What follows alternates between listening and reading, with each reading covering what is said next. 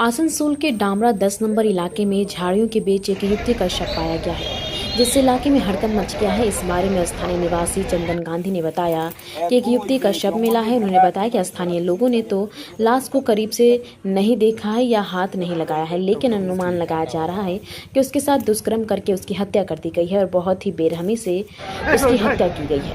उन्होंने कहा कि यह मुख्यतः एक आदिवासी इलाका है। यहाँ पर आदिवासी महिलाएं और युवतियाँ विभिन्न कार्यों से आती है। कोई लड़की चुनने के लिए आती है तो कोई अन्य कार्य से आती है।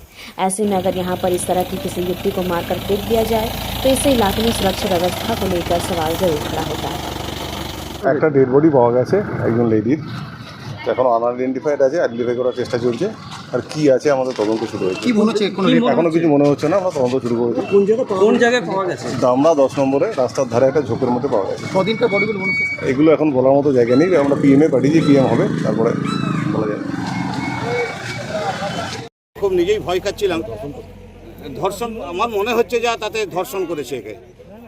দেখুন আমরা তো আর বডি ছুঁইনি বা দেখিনি, নাড়িনি, যেটুকু পুলিশ তুললো তাতে আমি বুঝতে পারলাম যে একে মানে নৃশংসভাবে একদম হত্যা করা হয়েছে। এলাকার লোক তো চাই প্রথম কথা এই অঞ্চলের সিকিউরিটি, প্রথম কথা, কারণ এই অঞ্চলে আমাদের মা বোনেরা প্রচুর এই জঙ্গলে কাঠ করতে আসে। এইরকম অবস্থা যদি থাকে তাহলে আমরা আমাদের মা বোনেদের নিয়ে থাকবো কী করে এখানে? আমাদের এই অঞ্চলের মা বোনেরা বেশিরভাগই আদিবাসী এবং বাউরি সম্প্রদায়ের মানুষ, যারা এই জঙ্গলে থাকে, জঙ্গলের মাঝে কাঠ কুড়াতে আসে, বিভিন্ন রকম মানে গোবর টোবর কুড়াতে আসে।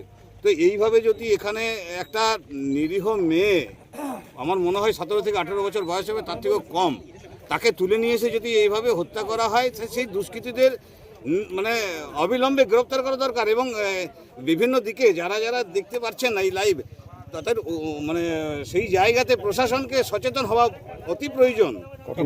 চন্দন গান্ধী।